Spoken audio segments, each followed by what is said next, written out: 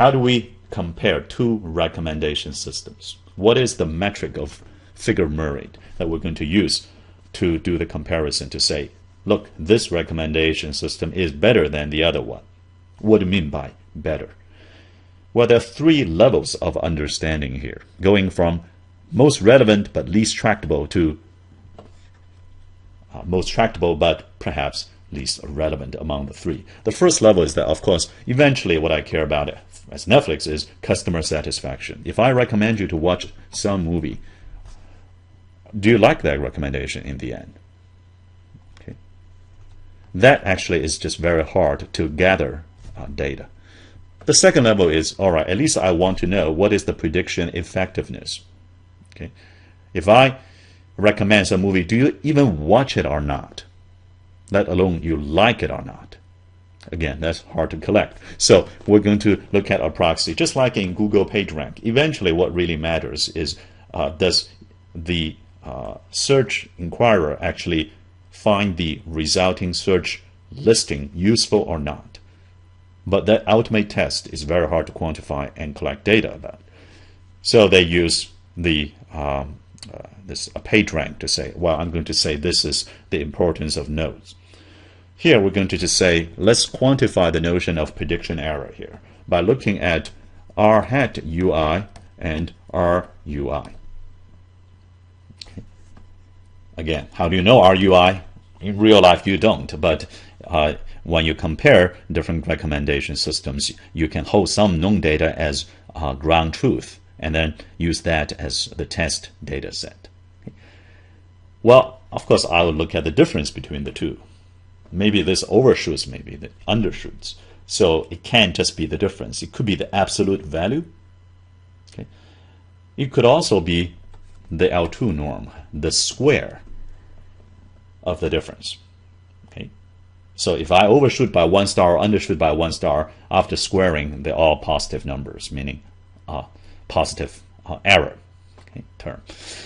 So I'm going to square them.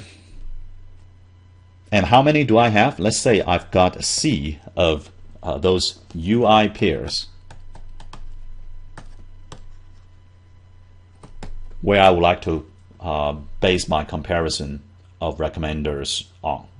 Okay, so I will have to sum up across those UI pairs, and there are C of them, this squared difference. But since you squared things, you actually changed the scale.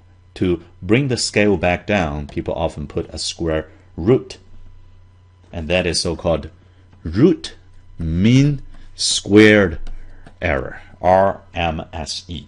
It is effectively so-called L2 norm of a vector, the vector being the error vector, difference between R hat and R across all these UI pairs.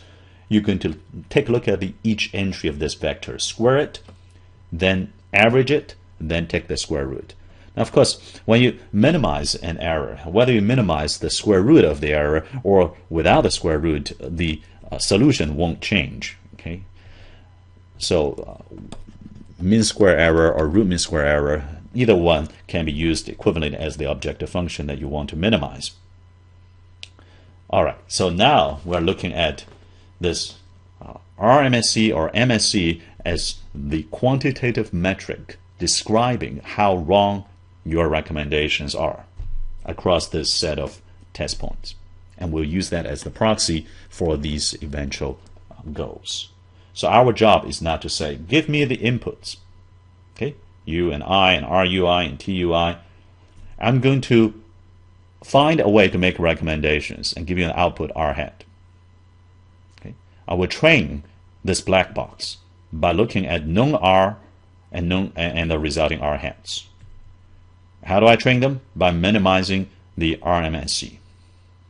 Then I say, all right, good, I'm done with training this black box. Now throw at me some questions where I don't know the ground truth R. Maybe you as the examiner knows the ground truth R. Well, good, and then keep it to yourself, and I'm going to make a guess R hat. Then you check your ground truths, see how good I am. That is the spirit.